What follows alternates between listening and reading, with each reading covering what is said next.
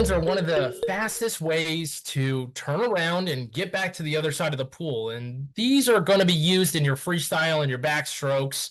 Once you get to the wall, let's say you're doing freestyle, you're getting to the wall. Once you find yourself about elbow to finger lengths away, you're going to want to start to do your front roll. Once you roll, you're going to plant your feet on the wall and you're going to push off into a streamlining position, and you're going to use your dolphin kick to push away from the wall as fast and as hard as you can.